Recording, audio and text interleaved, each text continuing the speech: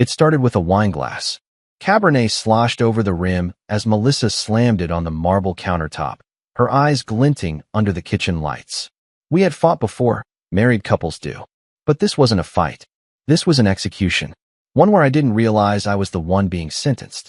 She stood on the other side of the kitchen island, her lips twisted in that contemptuous way that had become more and more common over the last year. Her blouse was still buttoned from work, but she'd undone the top 3, as if getting home was her excuse to uncoil, unwind, unhide. "You're emotionally boring," she said, the words slicing across the granite like glass. "I feel like I live with a corpse that pays the bills." I stared at her, not because I didn't understand, but because I did. Too well. This was something she'd been building toward. I could feel it, like static charge before lightning strikes. I didn't realize showing up every day, doing the hard things, the dependable things, that was boring to you now, I said quietly. She rolled her eyes. "Oh, don't play the martyr, Jake. You're dependable. Congratulations. You're also passionless. Predictable. Sex is like checking off a grocery list with you." I flinched at that one. She knew exactly where to aim. Melissa always had a way of reading people just well enough to find where they were weakest, and then dig in when it suited her. I used to think it made her clever. Now it just made her cruel. "What do you want from me?" I asked. Not in anger. Just fatigue. "You wanted a house. I gave you a house. You wanted to wait until 35 before trying for a kid. I waited. You said you needed more space, more stability. I gave you that. You gave me a fucking routine, Jake," she snapped.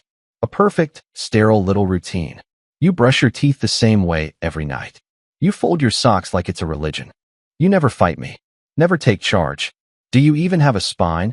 Or are you just a flesh suit programmed to say, 'Whatever you want, honey'?" That hit harder than I expected. My mouth opened, then closed. I felt the words, but they didn't come. Something inside me was unraveling. Or maybe it was cracking. The version of me that had believed consistency was love, that loyalty was enough. That version was trying to process the reality in front of him. She wasn't done. "I need men who know how to take charge," she said, biting the word men, like it was something I'd forgotten how to be. "I need heat, Jake. I need to feel like I might get pinned to a wall once in a while. Like I might be fucked without asking." I felt that like a punch to the chest. Melissa used to tell me she loved how safe I made her feel.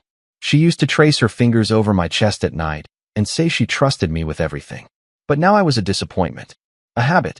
Background noise in her life that once made sense, but no longer inspired desire. And the worst part? I believed her. I left the kitchen without another word. My car keys felt cold in my palm, my hand trembling slightly as I locked the door behind me. The air outside was sharp with spring, but my skin felt numb. I drove with no destination. I didn't even know where I was headed until I found myself parked in the office garage downtown, the concrete dark and hollow around me. I sat in the car, engine off, just listening to the tick-tick-tick of cooling metal.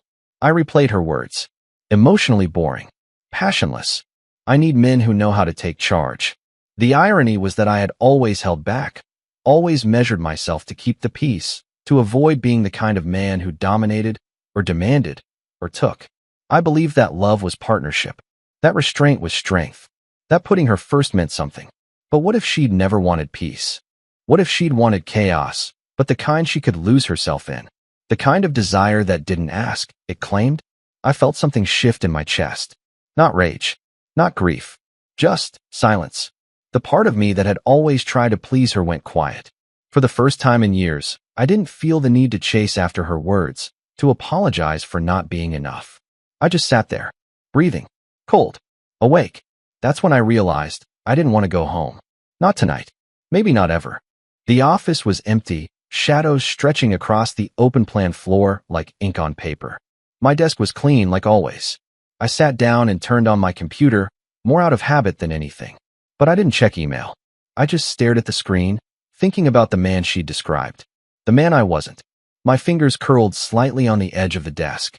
If she needed someone who knew how to take charge, maybe it was time I found out what that actually meant. Not for her. For me. And maybe, just maybe, I'd stop trying to be safe enough to keep her. Maybe I'd start being dangerous enough to keep myself. It was well past midnight when the elevator doors opened with a low chime, echoing through the lifeless halls of the 12th floor. My floor. Everyone had gone home hours ago. The office was a husk now. Empty chairs, dim monitors, shadows creeping along glass partitions. I didn't know why I was still there. Something about the silence felt right. Like the world had stopped long enough for me to catch up to myself. I was in my office, the only light coming from the city skyline bleeding through the window.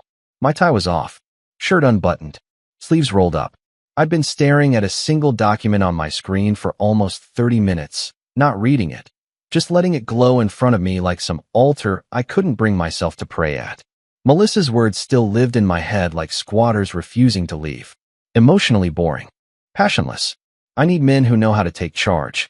I didn't hear the footsteps until they were almost at my door. Slow, deliberate. Heels. Then a shadow appeared in the frosted glass. Tall, poised, feminine. The door opened without a knock. Still here, came a voice like dark silk. Victoria Hale. My CEO. She stepped into the room like she owned it.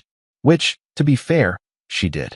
Even in the low light, her presence was impossible to ignore. She was a force of nature in a perfectly tailored black blazer, no blouse beneath it, just the bare suggestion of lace peeking at her collarbone. Her heels were sharp enough to kill a man, and her eyes, well, they didn't look at you. They looked through you. I had a feeling I'd find you here, she said, closing the door behind her. The click of the lock sounded louder than it should have. I sat up a little straighter. I didn't mean to stay this late. You didn't, she said simply. You needed to. I blinked. Excuse me. She walked to the corner of my desk and leaned against it, one leg crossing over the other. Her perfume was subtle but sharp, something citrusy with an edge. Her arms folded, and for a moment, she just looked at me, studied me. You have the look of a man who just had his entire identity kicked in. I exhaled through my nose. Something like that. Let me guess. Her voice softened, but it still had steel underneath. Wife told you you're not enough. That you're boring. That she wants something more. I met her gaze. It was uncomfortably accurate. Yeah. Victoria smiled. Not the kind of smile that comforts. The kind that knows. She's not wrong, she said. I flinched. My jaw tightened. But that doesn't mean she's right.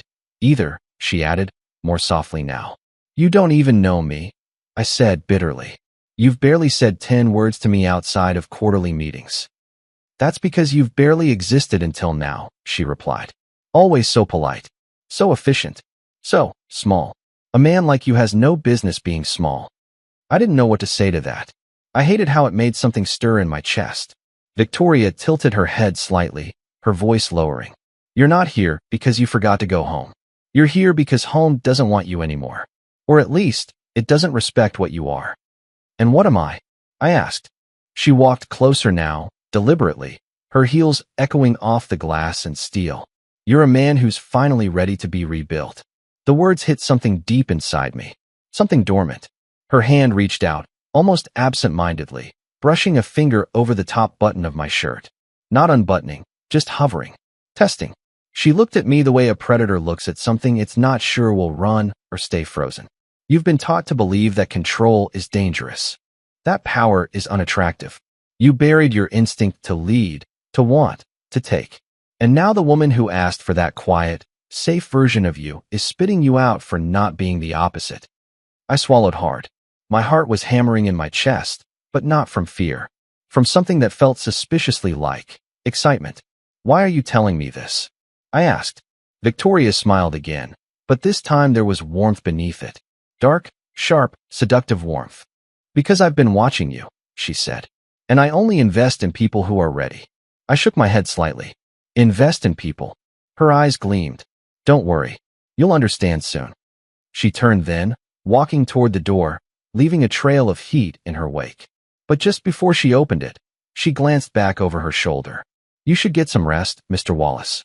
Tomorrow's going to be different. And just like that, she was gone. The door shut with a soft click, but the echo of her voice lingered in the room like perfume. I sat there, staring at the empty space she'd occupied, her words playing in my mind over and over again. You look like someone who's finally ready to be rebuilt. I didn't know what she meant. Not yet. But for the first time in a very long time, I felt something that wasn't numb. I felt alive. The next morning felt like the aftermath of a fever dream. I showered longer than usual, the water scalding hot, as if it could burn away the memory of her voice. You look like someone who's finally ready to be rebuilt." The words had haunted my sleep. Not in a bad way. More like an invitation I couldn't stop rereading. Even now, hours later, I could still smell her perfume. Or maybe I imagined it. Either way, something about Victoria Hale had carved itself into my brain. The elevator ride up to the 12th floor felt slower than usual, as if the universe wanted me to think harder about what was coming. My chest was tight, but not with dread. It was something else. The feeling of standing on a ledge and wanting to see what falling would feel like. The moment I stepped off the elevator, I noticed something strange. The office was alive, but hushed, as if the normal buzz of Monday had been dipped in static. Coworkers glanced my way, some curious, others unreadable. Maybe I was imagining it. Or maybe they sensed it too, that something about me had shifted. Sarah, my assistant, looked up from her desk as I passed. "Victoria wants to see you," she said quietly. She said, "It's urgent." I nodded. I didn't ask what it was about. Victoria's office sat at the far end of the floor, a glass fortress with blackout curtains pulled shut. That was new. Normally, she let the city shine in behind her like a throne of power. Today, it was sealed.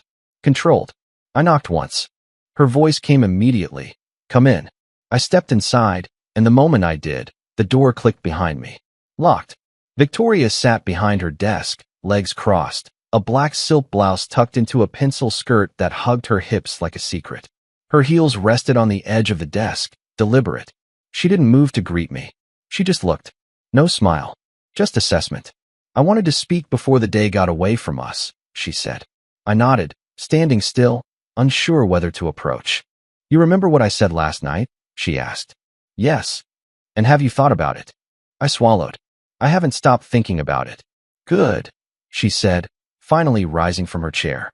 She walked toward me with slow, effortless grace, the click of her heels soft against the carpet.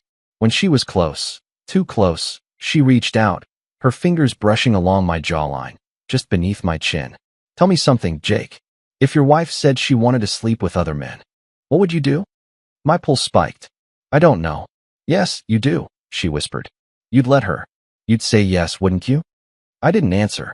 She saw the truth in my eyes anyway. "You'd let her. Because you've been trained to think your value comes from permission, from patience, from staying in line." Her fingers slid down my neck, resting just above my collarbone.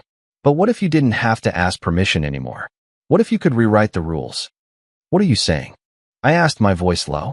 "I'm saying," she said, stepping closer, "if your wife wants to sleep with other men, then you can too. But not as her equal. With me, you don't get to be equal." Her hand slid to my tie, adjusting it slowly, then tightening it, just slightly, with a little pull that made my throat catch. "You'll obey," she said softly. My breath stuttered. "Obey." She smiled now, not kindly, but approvingly. "I don't want another man in my bed," she said. "I want something else. I want to mold you. I want to see what happens when I peel back all those layers of politeness, restraint, guilt.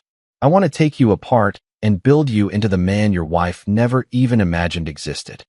Her hand moved to my chest, pressing gently. "But I won't pretend. This won't be about love.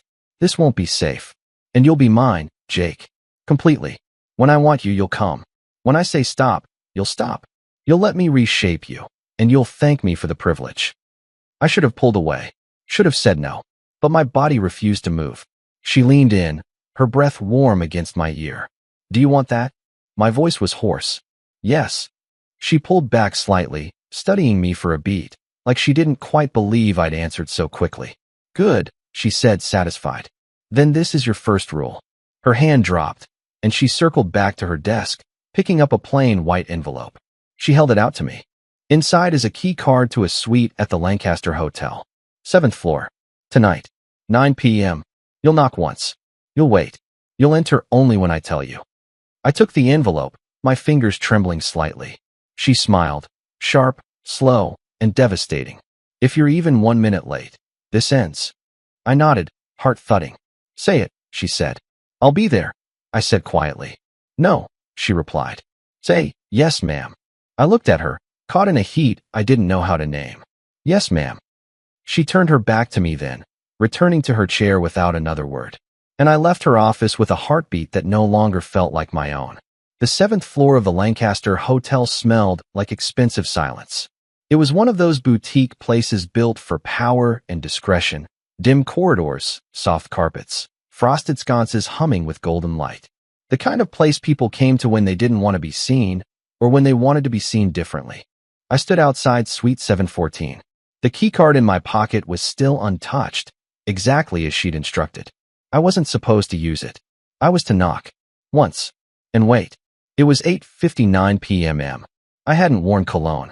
I'd stared at the mirror at home for too long, wondering what I was supposed to be tonight. But in the end, I'd chosen the simplest thing I could. A clean white shirt, no tie, black slacks, and nerves that wouldn't quit. My wedding ring was still on. At exactly 9 o'clock, I knocked once. There was no answer for a full 10 seconds. Just silence and my pulse pounding in my throat like a drumbeat. Then the door opened.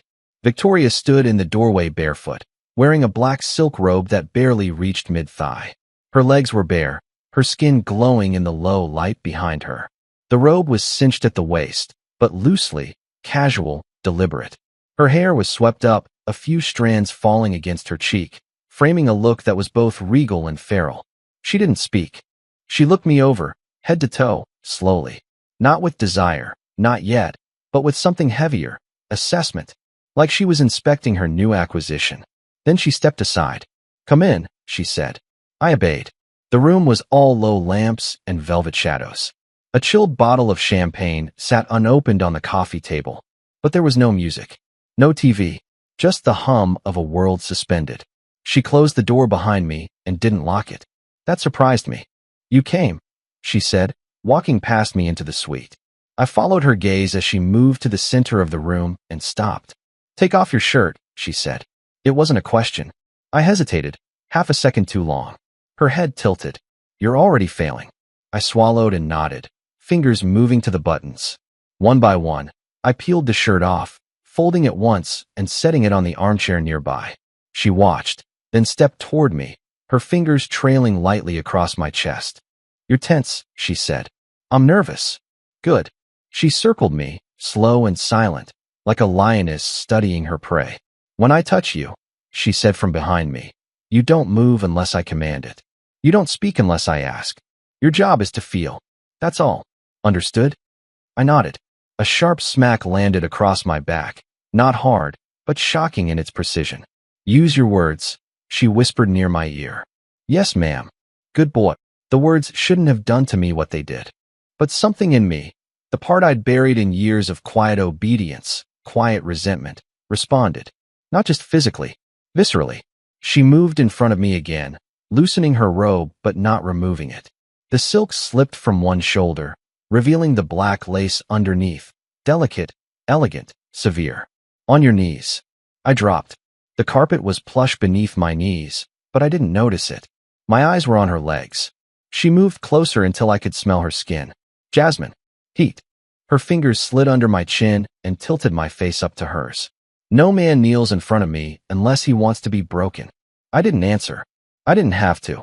She unfastened the belt on her robe slowly, deliberately, letting the silk part. The black lace beneath it clung to her curves like a secret. She watched me absorb her like hunger, then stepped back. "Stand," she said. I rose. She walked to the bed and sat down, legs crossed, fingers folded in her lap like she was hosting a meeting. "Take off your pants," she said, voice calm as paper. I did. She watched me, expression unreadable. Her eyes lingered on the outline of me, the obvious arousal I wasn't even trying to hide. "No shame," she said. "That's your first lesson.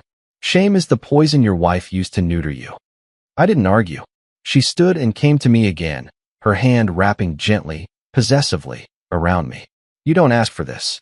You don't earn it with flowers and date nights. You are taken, Jake. You are owned." I exhaled shakily as her grip tightened just enough to make my knees threaten to buckle. Then, with no warning, she let go. "Lie on the bed, arms at your sides." I obeyed. She climbed over me, still in lace and silk, straddling my hips but not letting us touch. Her fingers ran down my chest, nails tracing invisible lines of fire. "I don't do romance," she said. "What I offer is clarity, obedience, control. In return, you'll get something your wife never gave you." What's that? I whispered. She leaned in close, her lips a breath from mine. Freedom. Then she kissed me. Not gently. Not like a lover. Like a command. Her mouth owned mine, demanding everything, giving nothing. And then she began to use me. Every movement, every shift of her body, every sound. Deliberate, controlled, orchestrated. I wasn't making love. I wasn't even fucking. I was being claimed. When I reached for her hips instinctively, she slapped my wrist. No. I decide when you touch. Yes, ma'am. I breathed, drunk on the heat of her, on the dizzying submission. Time melted. When she finally allowed me to release, it was with her hand locked around my throat and her voice in my ear, whispering, now. It was the most powerful I'd ever felt. By the time she rose from the bed, I was shaking, spent, and silent. She didn't say good job. She didn't kiss me goodnight. She simply pulled her robe back on, walked to the door, and opened it. You may go, she said. I stood, slowly, finding my clothes in the silence. When I reached the door, I turned to look at her. She was smiling, faintly. You'll sleep better tonight, she said. All men do, after their first time obeying. Then she shut the door, and I stood in the hallway, heartbeat in my throat, knowing I'd never be the same again. I didn't sleep better that night. I slept harder. The kind of sleep that comes after surrender. After every wall you've spent years constructing has been cracked open, and the wreckage feels like release instead of ruin. Victoria didn't contact me the next day. Not through her assistant. Not through a text. Not even a glance in the office. She passed me in the hallway during a senior strategy meeting, her expression unreadable. Professional. Cold, even. But something subtle in her eyes said good boy, and it hit me harder than any praise I'd received in years. The silence was calculated. The waiting was part of the control. And I realized I wanted it. I craved the tension, the not knowing. It made every moment at work feel alive. 2 days later, she summoned me. A message from her assistant. Ms. Hale would like to meet in the sub-level conference room. 8:45 p.m. tonight. The sub-level conference room wasn't used often. It was windowless. Quiet. Private. I arrived on time. She was already waiting. Victoria wore a charcoal gray blouse, buttoned to the throat, and black trousers that clung to her like smoke. No lace tonight. No skin. But somehow, she was even more intimidating. On the table sat a sleek black folder. She didn't gesture for me to sit. I've decided to take you on, she said plainly. Take me on. As my project, she clarified, circling the table. You'll remain in your current role, but I'll be mentoring you directly. We'll meet weekly, both in and out of the office. I will be investing in your development. I blinked. Development for what? She smiled faintly. To become what you were supposed to be, before your wife clipped your wings. That stung more than I expected. You don't even know her. I don't need to, she said, stepping closer. You've been trained to apologize for existing. You suppress anger, desire, instinct. Everything that made you a man was neutered for her comfort.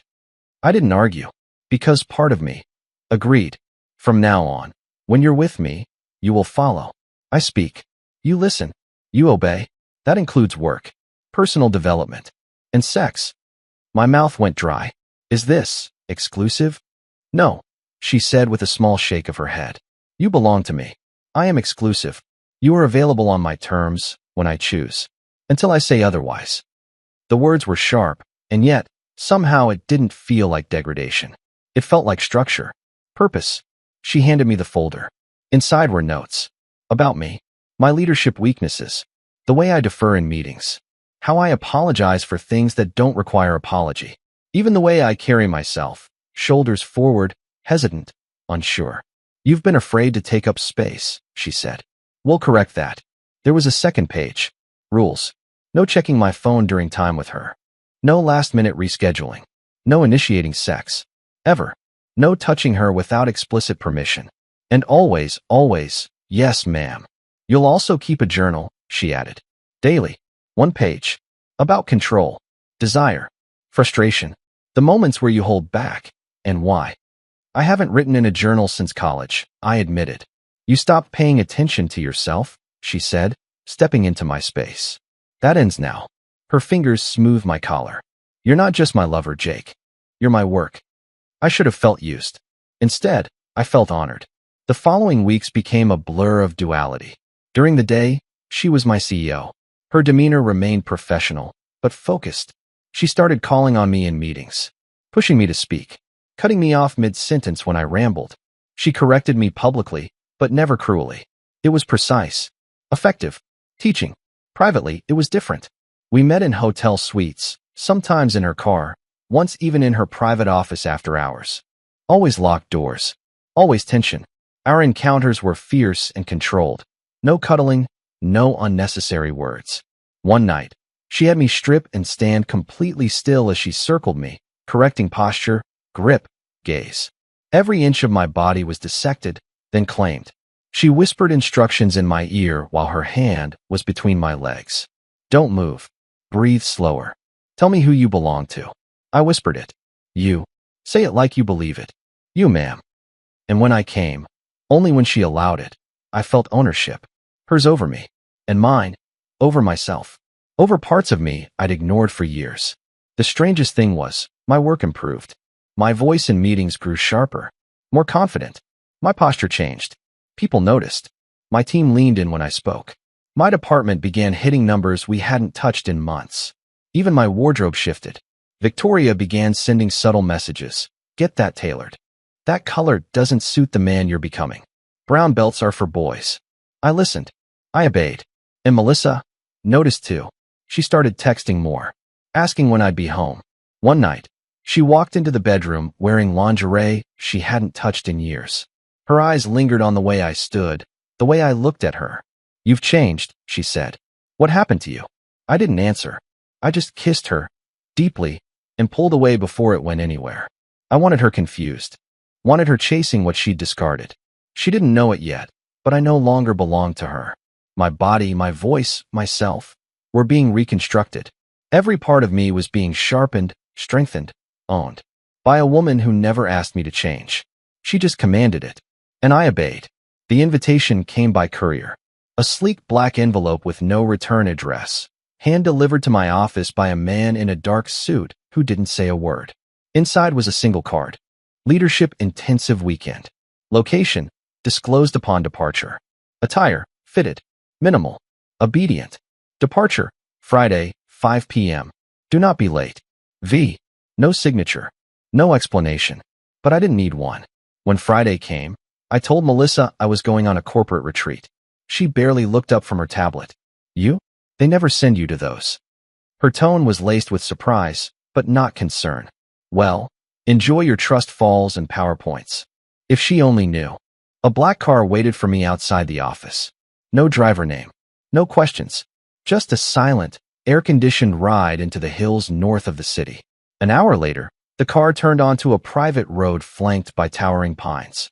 At the end, a modern estate built from glass, steel, and stone nestled against the mountains like it had grown there. Victoria greeted me at the door. No staff. No assistants. Just her, barefoot, wearing a deep gray wrap dress that hinted at nothing but promised everything. Her hair was up. Her lips were bare. And her presence swallowed the space whole. Welcome, she said. Take off your shoes. I obeyed. The first hour was silence. She didn't speak much, only gestured. A light meal. Water. A slow walk through the house. Then she opened a leather-bound binder and slid it across the table. Inside were photos of me. From work. From meetings. From the security feed in the parking lot. She pointed to one of me sitting with crossed arms, hunched slightly. Another where I was biting my lip while someone else spoke in a meeting. This, she said, tapping it, is a man who apologizes for breathing.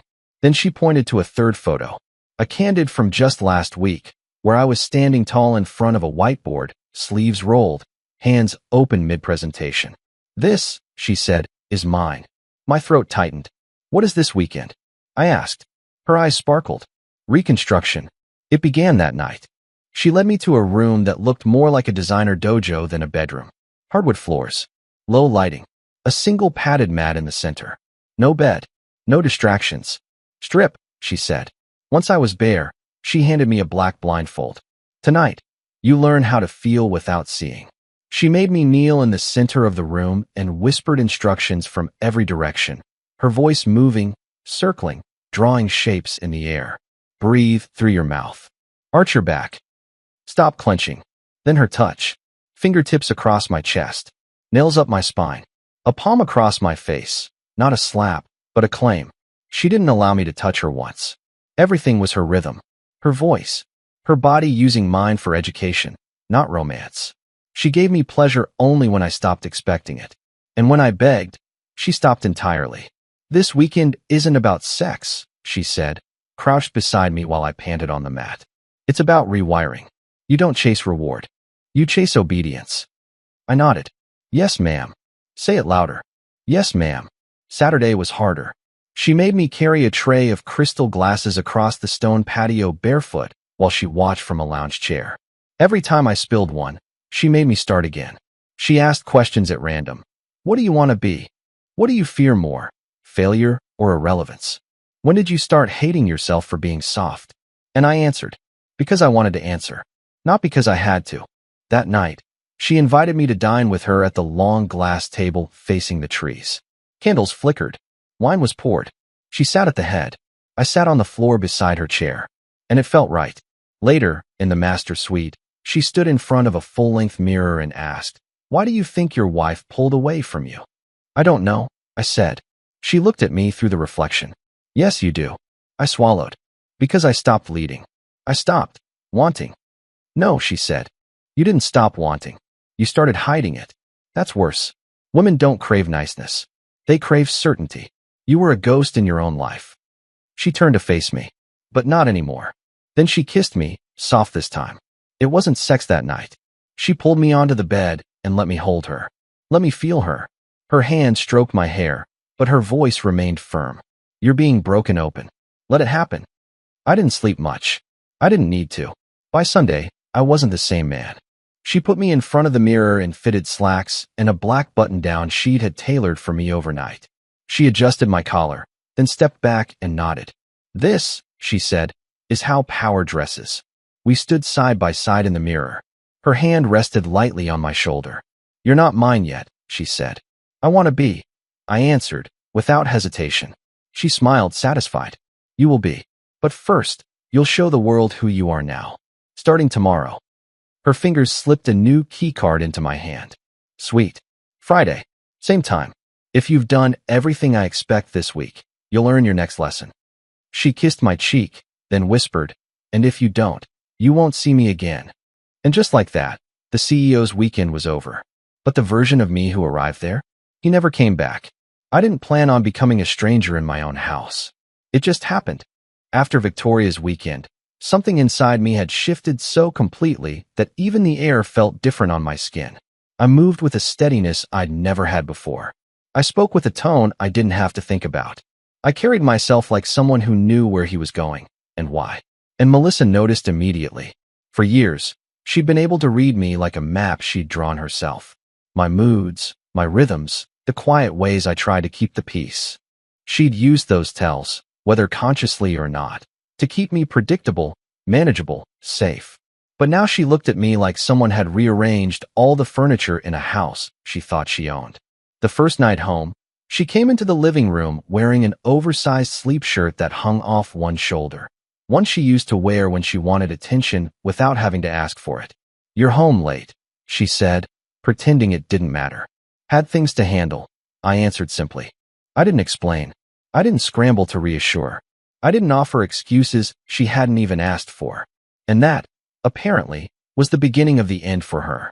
She hovered near the couch like she was trying to figure out how to approach a man she thought she knew. "You didn't text." I didn't need to. She blinked, confused. That wasn't the script she was used to. "You're different," she said after a moment. I didn't respond. I kept reading the quarterly report in my hand.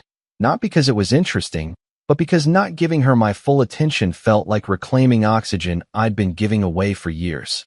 She sat beside me on the couch, too close, her thigh pressing against mine. "Are we okay?" "For now," I said. She flinched, swallowing hard. "What does that mean?" I turned a page. "It means what it means." For a moment, she didn't speak. And then something desperate flickered across her face. An emotion I hadn't seen from her in years. Insecurity. 2 nights later, she tried something I didn't expect. I was in the bedroom, taking off my shirt after a late strategy session with Victoria, one where she'd leaned over my shoulder, her hand firm on the back of my neck, whispering corrections into my ear as if sculpting me into a sharper version of myself. I was still humming with that energy when Melissa stepped into the room. She wore lingerie. Not the cheap kind, not the playful kind either. This was the expensive set she'd bought 2 years ago, back when she thought we should try being more exciting. She'd worn it once. We'd had sex that night, but it was mechanical, distracted, almost sad. After that, she shoved the set to the back of the drawer like a failed experiment. Now she stood in front of me in it, hands trembling slightly at her sides. I was thinking, she said, voice softer now. We could reconnect. Her eyes searched mine, hungry in a way that wasn't seductive. It was fearful, as if she could sense something slipping beyond her control. I stepped toward her. Her breath caught. I brushed her cheek gently with my thumb. She leaned into the touch like a woman starving for affection she'd taken for granted. Then I whispered, Melissa, I don't belong to you anymore. The words left my mouth like truth incarnate. Her pupils dilated. The color drained from her face. She staggered back a half step as if I'd hit her. What? She breathed. I didn't raise my voice. I didn't explain. I didn't soften the blow. I said no. Her shoulders shook. Her voice cracked. Are you seeing someone? Yes. A strangled sound came from her throat, part gasp, part sob. Who? She demanded, hysteria rising like a tide. Who is she? Is she? Does she? She couldn't even form the sentences. I didn't answer that part. I didn't need to. The uncertainty terrified her more than any answer could have. Tears filled her eyes. She pressed both hands to her mouth like she could physically hold in the collapse happening inside her. You can't do this to me, she whispered. But the thing was, I wasn't doing anything to her. She had pushed me away first. She had called me boring, passionless, inadequate. She had torn down the man I was, brick by brick, until someone else saw the potential in the rubble. Someone who wanted to build something stronger. Melissa reached for me, fingers curled into a fistful of my shirt like she could pull me back into the version of myself she preferred. Soft, apologetic, easy. I gently removed her hands. You didn't want me, I said. You wanted the idea of who I should be. She shook her head violently. I was wrong, Jake. I swear. Just tell me what you need me to do. The desperation in her voice was almost painful to hear, but not for the reasons she expected. She had never asked what I needed before. Not once. And now she was begging. But it was too late. You don't have to do anything, I said. I'm not yours to fix. She crumpled to the edge of the bed, sobbing into her hands, small, helpless sounds I never thought I would hear from her. Melissa, who always held the upper hand. Melissa, who always dictated terms. Melissa, who once called me boring. Now she was breaking, and I stood there watching, calm and steady, knowing exactly why. She sensed it. She sensed that someone else had claimed the parts of me she took for granted. And she knew, without me saying a word, that she had already lost. The promotion announcement hit the company email at 9 a.m. sharp. Effective immediately, Jake Wallace has been appointed to the position of Vice President of Strategic Development, reporting directly to the CEO. My name, in bold, at the top. No one said anything aloud at first, but I felt the ripple move through the office like electricity. Glances, raised eyebrows, slack jaws quickly masked by polite claps. I wasn't the obvious choice, and that was the point. Victoria Hale didn't promote the obvious. She promoted the rebuilt. The celebration was held in the top-floor atrium that afternoon. White wine, polished glass, clients and department heads and high-level staff mingled in designer suits. The energy was sharp, expectant, curious. Most of them had no idea what had changed about me, but they sensed it. Like animals in the wild sense a new alpha. I arrived exactly on time. Tailored suit, crisp collar, polished watch, everything Victoria had told me to wear. Everything I would have considered too much 6 months ago. Now, I wore it like armor. And then she entered. Victoria Hale walked in like a storm in heels. Black blazer, sculpted waist, red lipstick that matched absolutely nothing and therefore demanded everything. She didn't move quickly. She didn't need to. The room opened for her. I saw Melissa before she saw me. She stood near the champagne table, wearing a navy sheath dress that hugged her just enough to say, I belong here. She looked beautiful. Intentionally so. I hadn't told her about the promotion party. Someone else had. Probably someone from HR she still kept in touch with from the company retreat days. Her eyes scanned the room and landed on me. I didn't flinch. I didn't look away. I let her drink me in. Her face changed slowly, like someone realizing they were looking at an old painting that had been secretly restored. Her head tilted, confused. This isn't the man I left in our kitchen 2 months ago. And she was right. Victoria made her way toward me, not smiling, but acknowledging. A subtle nod. A hand placed gently on the small of my back. Just enough for those paying attention to notice. Melissa noticed. I felt her eyes freeze the moment Victoria's hand made contact. Victoria leaned in slightly, not touching me anymore, but commanding space. You clean up well, she murmured. Learn from the best, I said. I could feel people watching us, subtly, pretending not to. That only made it more thrilling. We weren't doing anything inappropriate. Nothing sexual. Just proximity. Intention. Power. Come with me, she said quietly. I followed her through the crowd. She didn't look back to see if I obeyed. She didn't need to. We stopped by the balcony doors. She turned toward me, brushing imaginary lint from my lapel with her fingers. You're being observed, she said. I know. Good. Let them look. Then, with just enough volume for me to hear, she added, Tonight, you'll present yourself. Sharp, polished, prepared, and silent. My heart jumped. Yes, ma'am. She stepped back and re-entered the crowd, leaving me with the aftershock of her presence. It was then that Melissa approached. Her heels clicked a little faster than usual, like she was chasing something before it vanished. What the hell was that? She asked. I sipped my wine. That was my promotion. She narrowed her eyes. No, that. She gestured toward Victoria's retreating figure. Was something else. Was it? I asked calmly. You're different, she said, her voice edged with a quiet panic. Everyone can see it. And her, what is she to you? I held her gaze. She's someone who saw what you never did. Her eyes welled, just slightly. You're not serious. I didn't answer.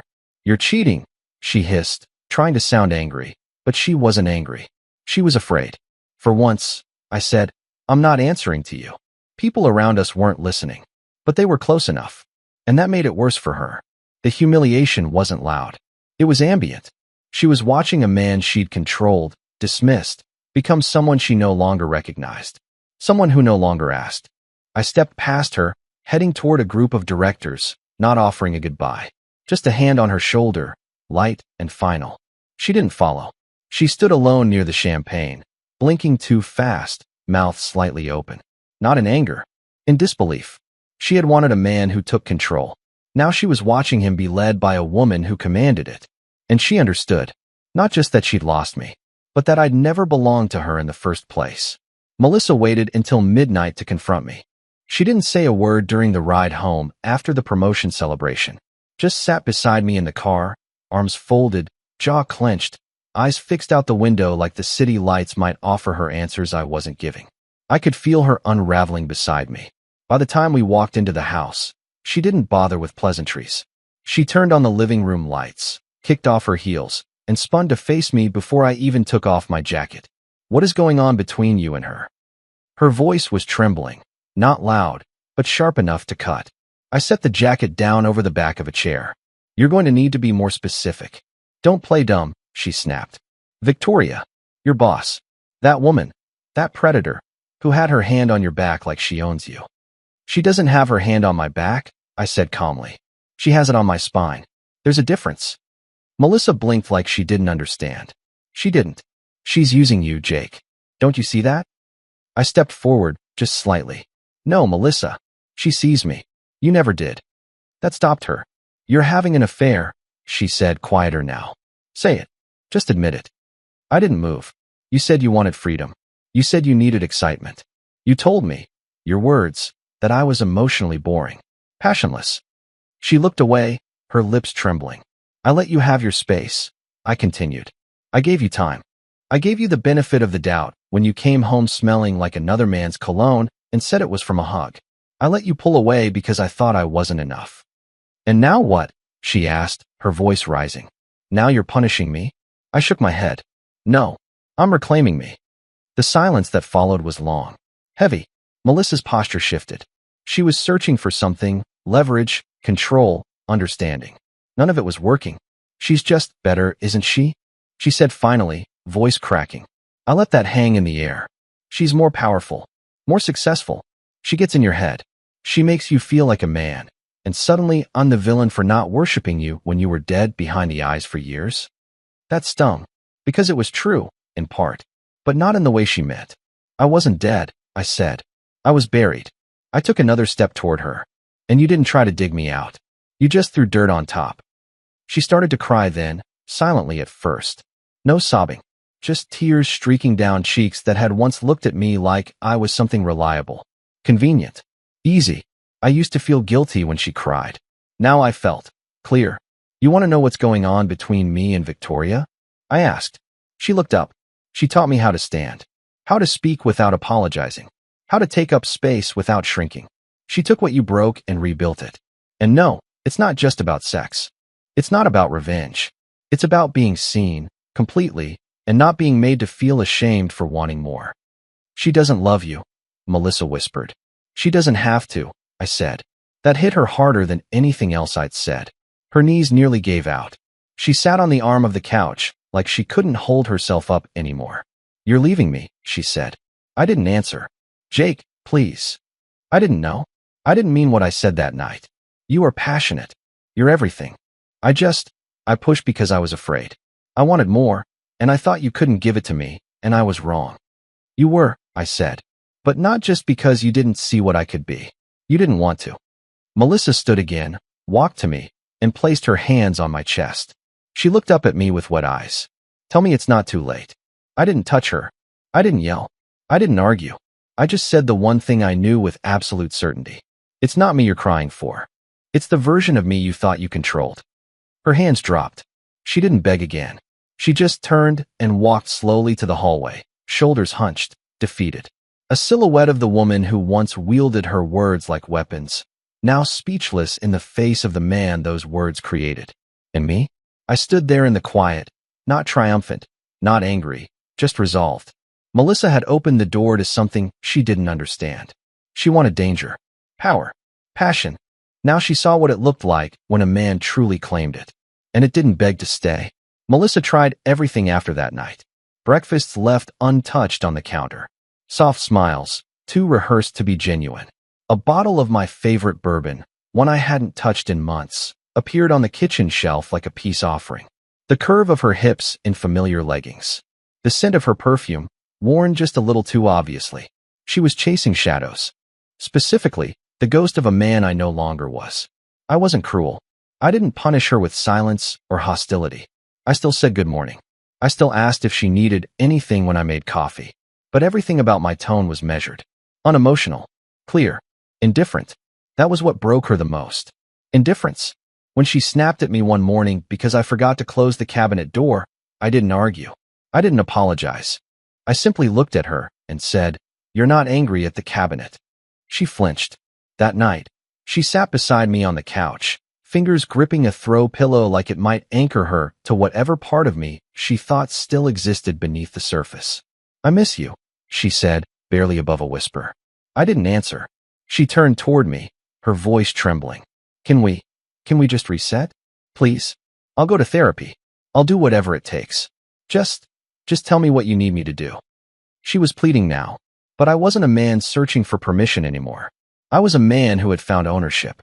Of my body, of my time, of my mind. "I don't need anything from you," I said. She stared at me. "So that's it?" "No," I said, rising to stand. "This is the beginning." 2 nights later, she tried again. I came home late from work. Victoria had asked me to stay for a closed-door presentation rehearsal.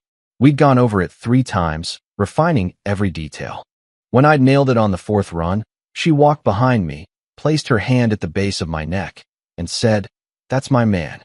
Those words echoed in my head as I stepped into the house. Melissa was waiting in the living room, again in lingerie. But this time, it wasn't seductive. It was sad, wrinkled, forced. Her arms were crossed over her chest, but her eyes were wide, glassy. "I just want to feel close to you again," she said. "I know," I replied.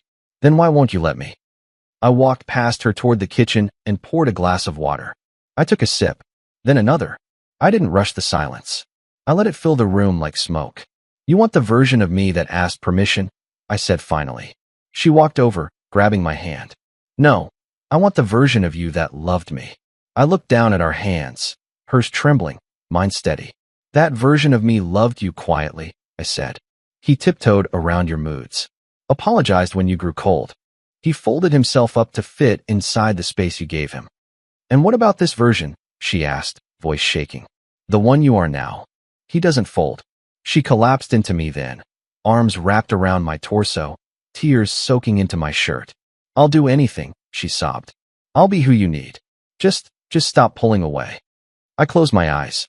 Victoria's voice echoed in my mind from a night not long ago. She wants to tether you with guilt. That's all she has left. I placed my hands gently on Melissa's arms and stepped back. I'm not angry at you anymore, I said. I'm just done trying to become small enough to be what you think you want. Her face twisted. So she wins. This was never a game, I said.